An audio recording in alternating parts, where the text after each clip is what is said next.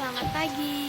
Saya di sini akan membahas tentang kerjasama ASEAN dan dampaknya bagi Indonesia. Tapi di sini saya hanya membahas tentang ASEAN di bidang ekonomi. Kita perlu tahu juga, ASEAN adalah organisasi yang dibentuk pada tanggal 8 Agustus 1967 di Bangkok, Thailand. Ada 7 tujuan ASEAN. Yang pertama, mempercepat pertumbuhan kemajuan sosial dan perkembangan kebudayaan di kawasan Asia Tenggara. Yang kedua, memelihara perdamaian dan keseimbangan dengan menaati hukum dan hubungan antara negara-negara di Asia Tenggara. Yang ketiga, meningkatkan kerjasama yang aktif dan saling membantu dalam bidang ekonomi, sosial, budaya, teknologi, dan administrasi. Yang keempat, saling memberikan bantuan dalam bidang fasilitas latihan dan penelitian di bidang pendidikan, kejuaraan, teknik, dan administrasi. Yang kelima, bekerja sama lebih efektif untuk mencapai daya guna yang lebih besar dalam bidang pertanian, industri, dan perdagangan. Yang keenam, meningkatkan penelitian atau studi tentang masalah-masalah yang ada di Asia Tenggara. Yang terakhir, memelihara kerjasama yang erat dan bermanfaat dengan berbagai organisasi internasional dan wilayah lain yang mempunyai tujuan yang sama dan mencari kesempatan untuk memulai kerjasama dengan mereka. Ada 5 tokoh pendiri ASEAN. Yang pertama, perwakilan dari Indonesia, yaitu Adam Malik. Yang kedua, perwakilan dari Malaysia, yaitu Tun Abdul Rajab. Yang ketiga, perwakilan dari Thailand, yaitu Tana Oman. Yang keempat, perwakilan dari Singapura, yaitu Raja Ratman. Dan yang terakhir, perwakilan dari Filipina, yaitu Rajiso Narmos. Kelima tokoh tersebut telah menandatangani deklarasi pendirian ASEAN. Deklarasi itu bernama Deklarasi Bangkok. Apa saja contoh kerjasama ASEAN di bidang ekonomi?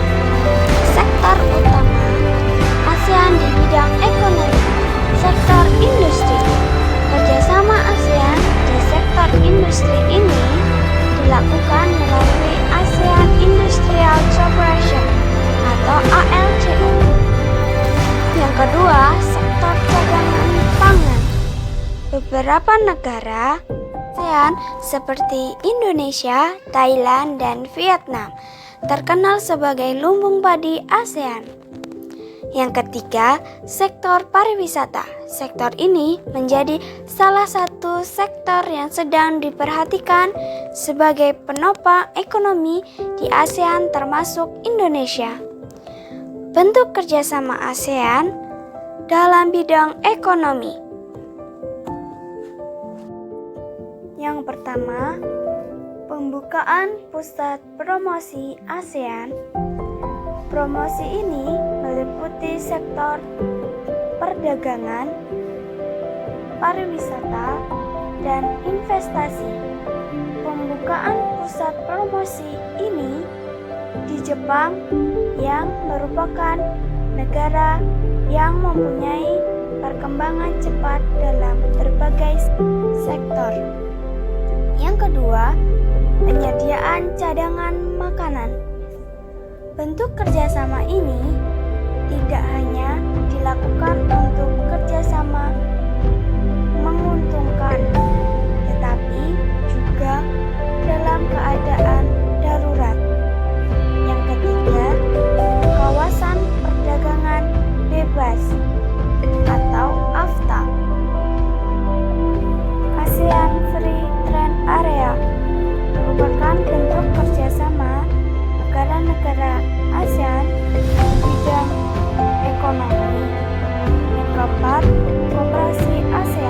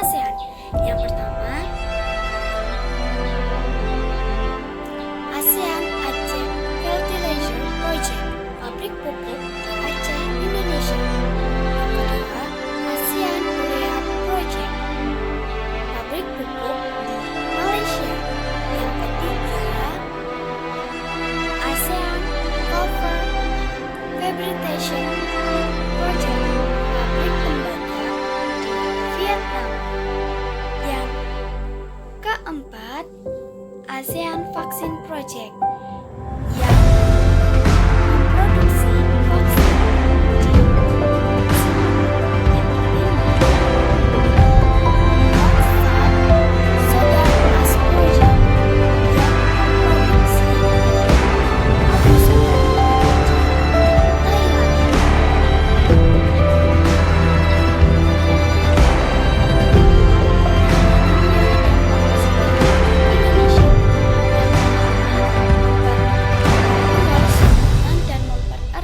persaudaraan.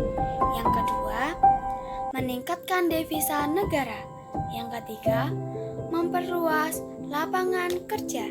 Yang keempat, mempercepat pertumbuhan ekonomi. Yang kelima, masuknya modal asing ke dalam negara. Dan dampak negatif bagi Indonesia yang pertama, ketergantungan terhadap negara lain. Yang kedua, banyak TKI ilegal.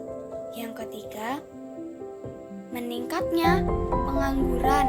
Dan yang keempat, pasar dalam negeri dikuasai produk asing. Nah, itu tadi video saya.